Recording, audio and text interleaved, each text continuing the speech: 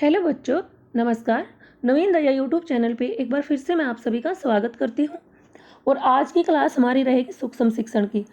सूक्ष्म शिक्षण के बारे में आज हम पढ़ेंगे। सूक्ष्म शिक्षण यानी कि माइक्रो टीचिंग। सूक्ष्म का अर्थ होता है छोटा या फिर लघु। तो सबसे पहले इसके बारे में बेसिक बातें जान लेते हैं, फिर बाद में अच्छे से समझाऊंगी। तो सूक्ष्म शिक्षण के जनक किसको माना गया है? तो D.W. एलन को सूक्ष्म शिक्षण का जनक माना गया है। 1 नंबर के क्वेश्चन में भी पूछा जा सकता है। ये आगे है, इस विधि का प्रतिपादन किसने किया था? इस तरह से क्वेश्चन आ सकता है।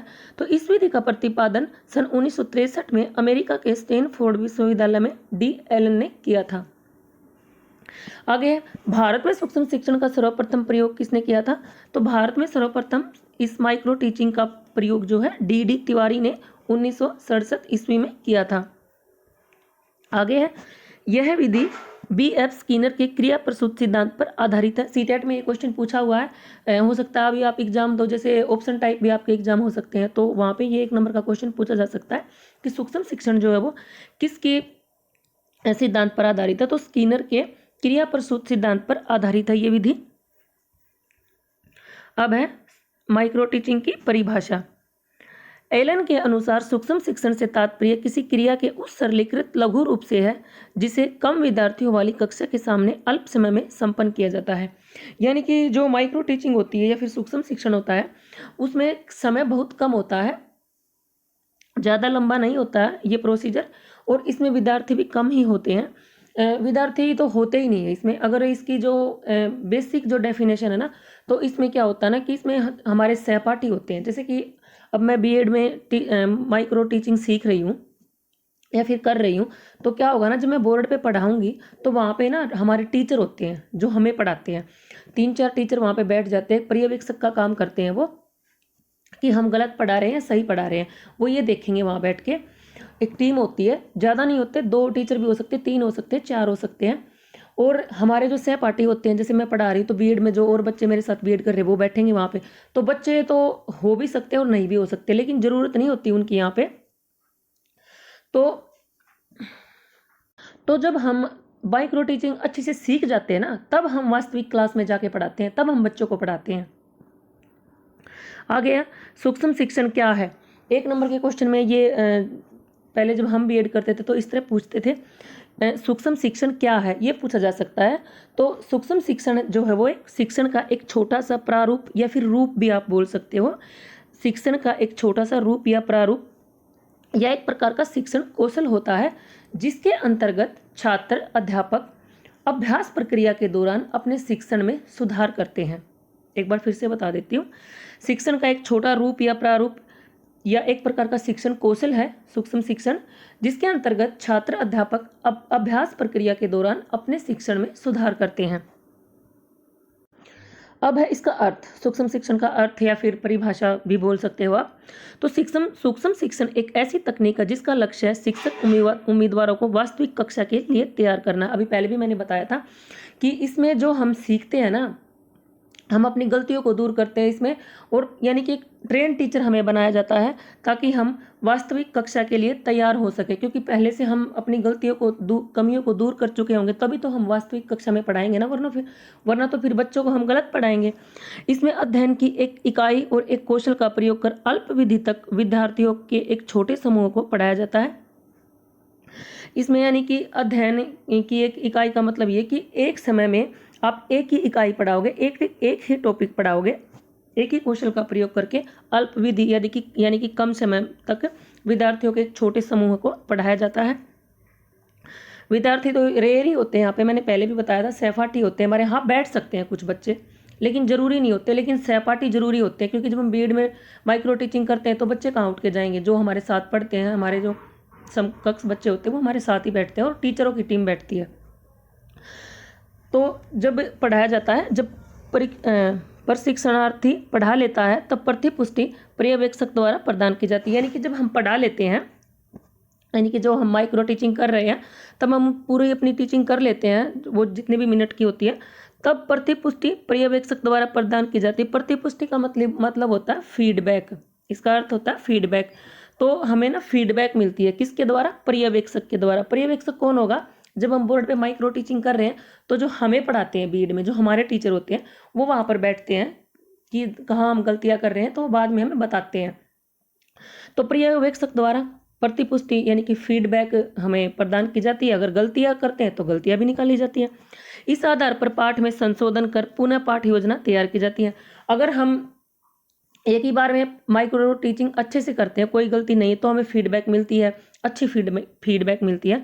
लेकिन हमसे कोई गलती हो जाती है तो फिर हम क्या करते हैं ना, दोबारा से फिर से हमें वही दोहराना पड़ता है, क्योंकि सूक्ष्म शिक्षण ना जो एक चक्कर होता है, ये जो हमेशा चलता रहता है। तो इस आधार पर जब अगर हमारे अंदर कोई कमी है तो फिर हम उस आधार पर क्या करते हैं, फिर से उस पाठ पर संशोधन करके, संशोधन का मतलब होता है उसमें क्या क्या कमी रह गई है उनको निकालना।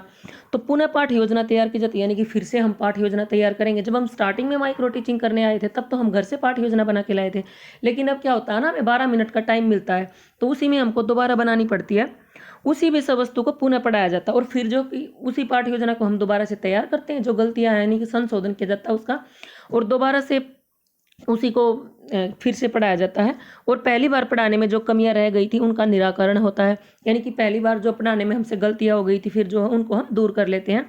तो पढ़ाने की प्रक्रिया पूर्ण होने के बाद पर्यवेक्षक पुनः प्रतिपुष्टि देता है, यानी कि जब हम दोबारा से पढ़ाएंगे तो जब हम पढ़ा के मतलब अपना काम फिनिश कर देंगे तो तभी जो हमें पर्यवेक्षक जो हमारे टीचर हैं प्रतिपुष्टि दे देते हैं, यानी कि फीडबैक दे देते हैं पुनः।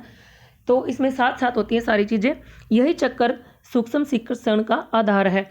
यानी कि सूक्ष्म शिक्षण का आधार क्या, तो ये जो चक्कर है ना जो हमेशा चलता रहता है शिक्षण का, ये सूक्ष्म शिक्षण का आधार है। इसमें क्या होता है ना कि बिल्कुल बारीकी से कम समय में शिक्षण करवाया जाता है ताकि हम एक प्रोफेशनल टीचर बन सकें।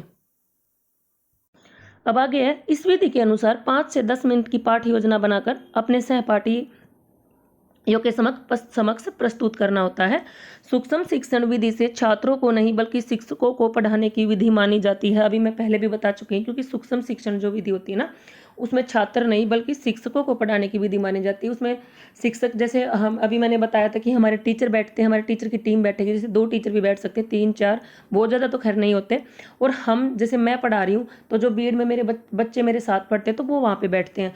तो जो हमें पढ़ाते हैं वो भी टीचर हैं, वो भी शिक्षक है, और हम भी तो शिक्षक ही बनने चाह रहे हैं ना, तो हमें भी शिक्षक बोला जा सकता है।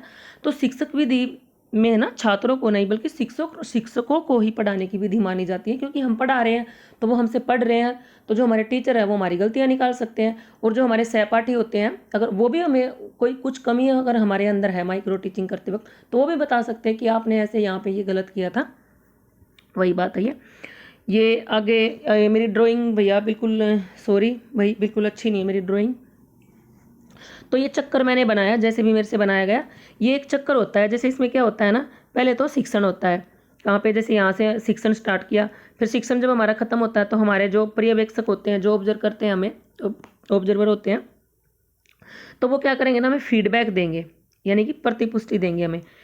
अगर उसमें कुछ कमी रह जाती है तो फिर हम पुनः योजना बनाएंगे, पुनर्पाठ योजना बनाएंगे हम यहाँ से फिर से ये, और फिर से हम शिक्षण करेंगे, पुनर्शिक्षण, और फिर से हमें पुनः फीडबैक मिलेगी, पुनर्फीडबैक हमें फिर से दी जाएगी टीचर के द्वारा।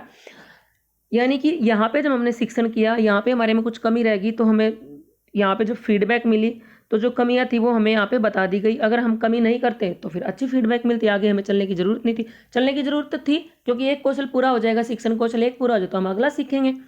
तो फिर अगर उसमें कमी रहेगी तो हमने दोबारा से पुनः पाठ योजना बनाई, 12 मिनट का टाइम होता है इसमें, और फिर से हमने पुनर्शिक्षण किया और फिर से हमें जो है फीडबैक मिल गया। अब यहाँ पे हमें अगर सभी कमी हमारी दूर हो गई है तो हम अगला कौशल करेंगे, अगर फिर से कमी रह गई तो हमें फिर से पुनर्पाठ योजना बनाएंगे और फिर से हमें फीडबैक दी जाएगी। तो इस तरह से ये चक्कर चलता रहता है। पाठ योजना यानी कि यहाँ पे जो मैंने ये लिख दिया है, पाठ योजना लेसन प्लान इंग्लिश में बता देती हूँ। शिक्षण है यानी कि टीचिंग, प्रतिपुष्टि, फीडबैक, ये यहाँ पे मैं बता चुकी हूँ ना आपको, वही चीज़ें हैं ये यहाँ पे जो मैंने बताया, ये वही चीज़ें हैं यहाँ पे भी। पुनः पाठ योजना री लेसन प्लानिंग, और पुनः शिक्षण री टीचिंग, और फिर पुनः प्रतिपुष्टि री फीडबैक। तो इस तरह से ये चक्कर चलता रहता है। अब आगे है पाठ योजना, यानी कि ये यहाँ पे मैंने ये चीज़ लिखी है इसमें कि सबसे पहले हम क्या करेंगे जब हम माइक्रो टीचिंग की तैयारी करके घर से जाएंगे, तो सबसे पहले हम पाठ योजना बनाएंगे किसी भी टॉपिक पे। ये नंबर 1 पे मैंने लिख रखा है यहाँ पे। फिर हम क्या करेंगे ना, फिर हम शिक्षण करेंगे। माइक्रो टीचिंग में 6 मिनट का होता है जो कि, उसके बाद फिर हमें प्रतिपुष्टि दी जाएगी। इसमें भी 6 मिनट का टाइम लगता है, क्योंकि जो हमारे टीचर जो पर्यवेक्षक होते हैं वो हमें बताएंगे कि कहाँ आपने अच्छा पढ़ा है, कहाँ आप में कमियाँ रह गई।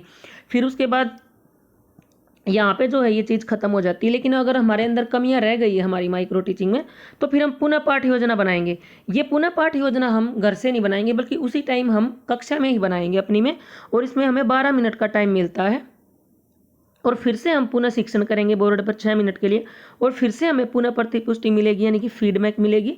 6 मिनट में हमारे अंदर जो कमी अच्छाई सब बता दी जाती है टीचरों के द्वारा। तो कुल जो इसमें समय होता है वो होता है कुल 36 मिनट का। ये 1 नंबर के क्वेश्चन में पूछा जा सकता है कि माइक्रो टीचिंग में कुल कितना समय होता है, तो 36 मिनट होता है। और जो ये 6 मिनट 12 मिनट मैंने बताया, ये हर देश में अलग अलग होता है, लेकिन भारत में कैसे होता है वो मैंने यहाँ पे बताया, क्योंकि यही हमारा आंसर होगा। हम भारत में क्या चल रहा है वो ठीक माना जाएगा हमारा। जब तक आप शिक्षण में पूर्णता प्राप्त नहीं कर लेते तब तक यह चक्कर चलता रहेगा। यानी कि जब तक हम शिक्षण में, यानी कि बिल्कुल ट्रेन टीचर नहीं बन जाएंगे ना, बिल्कुल प्रोफेशनल टीचर नहीं बन जाएंगे, जब तक ये चक्कर जो है चलता रहता है। जब एक कौशल हमारा पूरा हो जाता है तो फिर हम अगला कौशल स्टार्ट कर देते हैं। अब है सूक्ष्म शिक्षण के उद्देश्य, यानी कि माइक्रो टीचिंग के उद्देश्य। तो नंबर 1 है छात्राध्यापक में आत्मविश्वास की भावना में वृद्धि होती है। यानी कि छात्राध्यापक का मतलब ये है कि हम छात्र हैं और जो हमारे टीचर हैं वो अध्यापक हैं।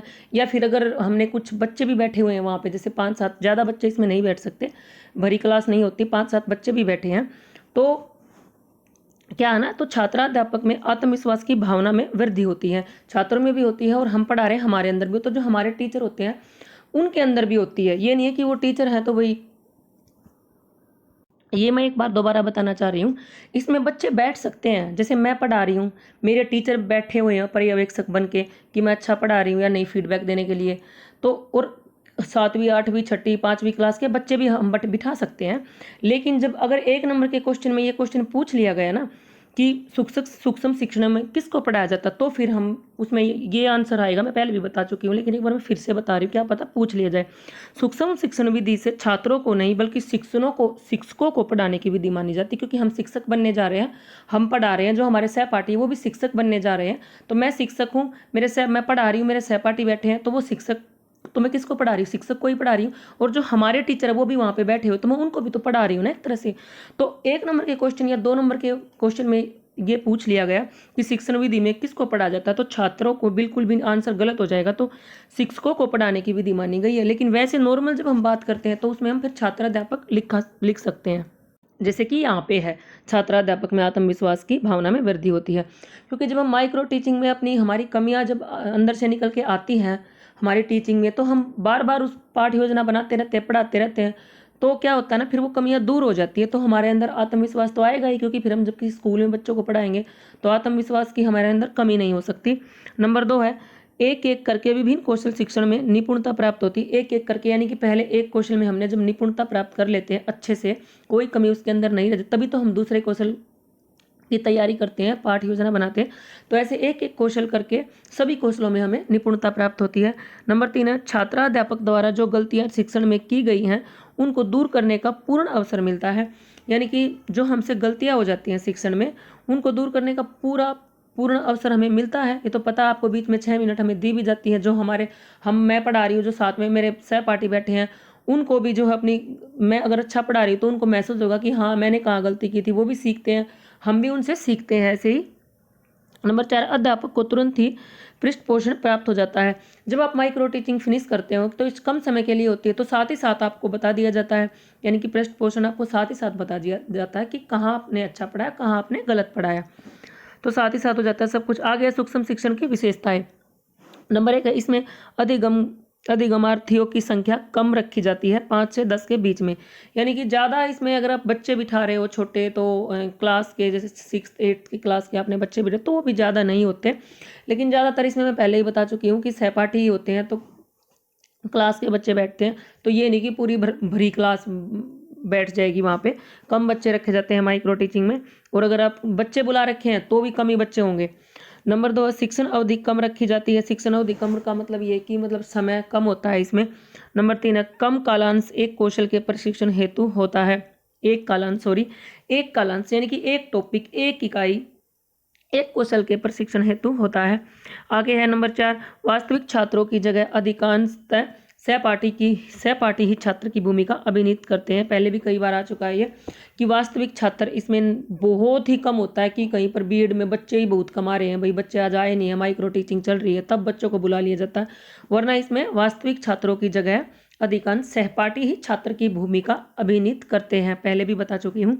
नंबर 5 है विषय वस्तु एक सूक्ष्म इकाई होता है। विषय वस्तु एक सूक्ष्म इकाई होती है, ऐसे आना था यहाँ पे। तो विषय वस्तु यानी कि एक छोटी लघु इकाई का इसमें यूज किया जाता है। नंबर 6 पुनः सुधार का अवसर उपलब्ध होता है। इसमें जब हम टीचिंग करते हैं तो साथ साथ हमारी टीचिंग में कहाँ कहाँ संशोधन करके साथ साथ बता दिया जाता है पर्यवेक्षक के द्वारा, हमें जो है वेट नहीं करना पड़ता है। नंबर 7 है यह छात्रा अध्यापक केंद्रित रहती है। यानी कि ये छात्रा अध्यापक केंद्रित का मतलब ये है कि जो मैं जैसे कि मैं पढ़ा रही हूँ तो ये मेरे ऊपर ही केंद्रित है, क्योंकि मैं ताकि एक प्रोफेशनल ट्रेन टीचर बन सकूँ। नंबर 8 है यह व्यावसायिक प्रवीणता देने में सक्षम विधि है। व्यावसायिक प्रवीणता वही बात हो गई कि अगर आप माइक्रो टीचिंग अच्छे से सीख जाते हैं, जब आप अपनी सभी कमियों को दूर कर लेते हैं, तो आप एक व्यावसायिक प्रवीणता के व्यवसायिक यानी कि फिर आप बाद में क्या करोगे, बीएड करने के बाद गवर्नमेंट जॉब करोगे या प्राइवेट स्कूल में करोगे, तो व्यावसायिक प्रवीणता देने में सक्षम विधि है। यह एक लघु अवधि में अधिक दक्ष बनाती है, यानी कि कम समय में हमें अधिक ज्ञानवान बनाती है, अधिक जो है अपने पूर्णता प्राप्त करने वाली विधि है ये। कम समय में हम कौशलों पर पूर्णता प्राप्त कर लेते हैं। नंबर 10 प्रतिपुष्टि तुरंत प्राप्त हो जाती है। अभी पहले भी आया था ये कौशल में भी कि फीडबैक हमें साथ साथ मिल जाती है। नंबर 11 समयबद्ध होने से गतिविधियां नियंत्रित रहती है, यानी कि समय, इसमें टाइम जो होता है ना, वो जैसे अभी पहले मैंने बताया था कि 12 मिनट पुनर्पाठ योजना के लिए होता है, 6 मिनट टीचिंग के लिए होता है, 6 मिनट प्रतिपुष्टि के लिए होता है, कुल मिला के 36 मिनट होती हैं। तो समयबद्ध यानी कि समय इसमें ज़्यादा या कम हम नहीं ले सकते। समयबद्ध होने से गतिविधियां नियंत्रित रहती है, तो हम ना ध्यान रखते हैं कि कितने समय में हमें कितना करवाना है, कितने समय में बच्चों को कितना पढ़ाना है, तो इससे हमारी गतिविधियां नियंत्रित रहती है। नंबर 12 शिक्षण कौशल विकास की अत्यधिक प्रभावी व्यवहारिक अवस्था है। शिक्षण कौशल विकास की एक यह अत्यधिक प्रभावी यानी कि प्रभाव छोड़ने वाली और व्यवहारिक व्यवस्था है। तो इसके सोपान हैं 4, वो आगे अगली वीडियो में करवाऊंगी। अगर वीडियो अच्छी लगी हो तो लाइक करना, कमेंट करना, शेयर करना, और चैनल पर नए हो तो सब्सक्राइब भी कर लेना।